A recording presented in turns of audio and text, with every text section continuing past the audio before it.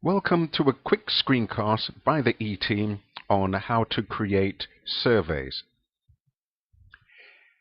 Surveys are used for gathering student opinion on varying subjects, but mostly at the end of a module when you want some feedback on how the module went or on a specific topic within the module. When creating surveys, one must decide whether to put these surveys in a content area for students to access, or whether to create a content area link on the left-hand side. I have created a link called Surveys.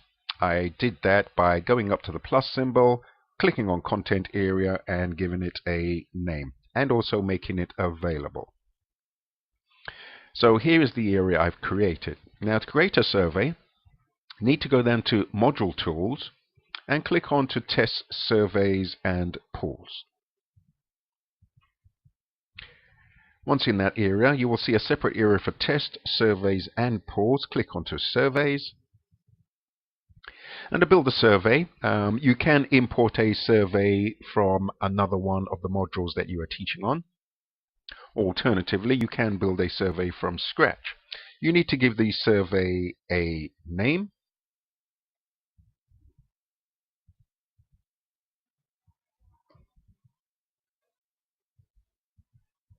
And give the survey a description.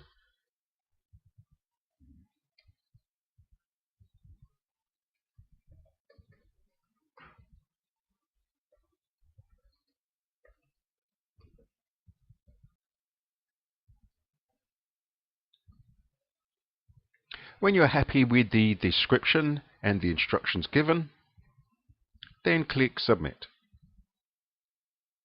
You'll be taken to the survey canvas where you can now put in the questions for the survey. Now, most of the time when you're doing a survey, your questions will be restricted to a multiple choice, Likert scale, or short answer. Let's pick the most often used one, which will be on Likert scale. You can put in a question title, but it's not absolutely essential. Put in the question.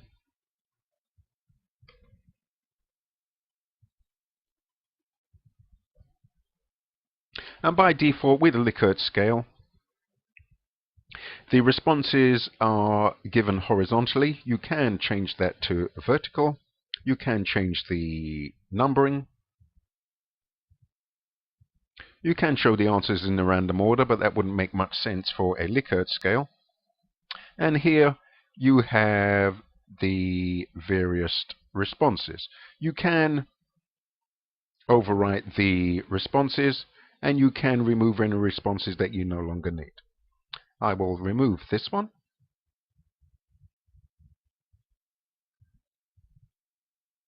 And here we are.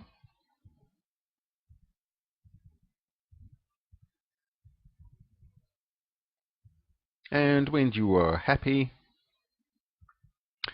scroll down to the next category. Now you can categorize each one of the questions in your survey, just like you can for a test.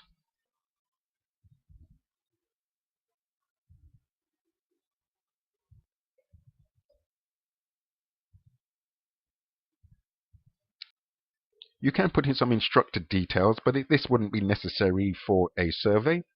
When you are happy, you click Submit. If you want to edit the survey, as you can see, this question is not really relevant to the answers. You'd click the action link, click on to Edit.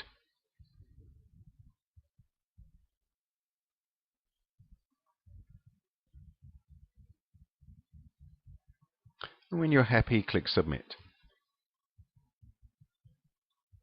Now the question is more relevant to the actual answers. If you want to add another question, you would go through the same process again. I'm only going to pick one more question for this example. Let's go for short answer.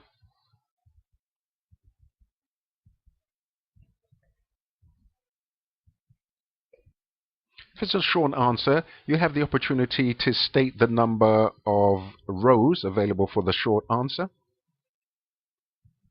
Once again, you can add categories. If you've already chosen some categories, you can choose from existing.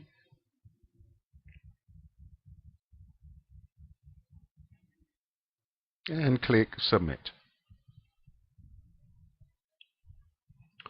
When you are happy with the amount of questions in your survey, click OK.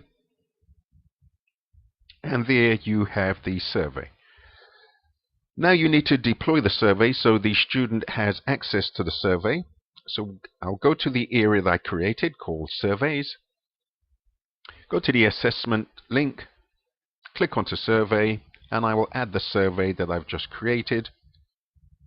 And I'll be taken to the Survey Options page. On this Survey Options page, you make the link available. You can announce it as an announcement, as a new survey. You'll likely only give one attempt for the survey. No need to set force completion or set timer. These are just default settings when you're creating a test. You can leave all of the information as the default because most of the options relate to tests. Click Submit. And there you have your survey. Turn the edit mode to off to make sure students can see the survey. Click on the survey link. And then you can test to make sure the survey does work as you expected it. Save and submit. Confirmation message. And once you have this, you have confirmed that the students can see the survey and they can actually reply to the survey as well.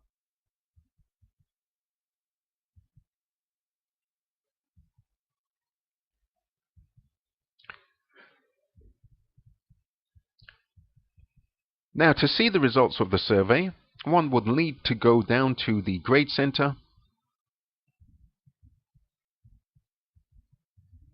locate the survey. Here is the survey that I've just created with nothing in it. Here's a survey I created earlier. And as it's a survey, there are no points, but you will get a confirmation tick to let you know which students have actually completed the survey. To then have a look at the survey results, there are a couple of ways. If you go to the heading and click on the action link, you have the choice to have a look at the attempt statistics. And in these attempt statistics, it says there's only one person that has made an attempt. And it shows you the percentage of answers for each one of the individual answers. If the attempts were 10, it will show you the percentage that each one of the students answered each one of those questions. You can also have a look at the column statistics. Here we go, column statistics. And in the column statistics, the information is mostly related to tests, but it will tell you how many people have completed the survey and also how many people have not completed the survey. And the final thing that you can do is that you could download the results. If you click the downward arrow in the action link, you do have the opportunity to download the results. Now the results will open in an Excel file. You serve it to your computer. And that concludes the quick screencast on surveys. Please look out for the help guide of the same name. That will have a text description of this screencast. Thank you.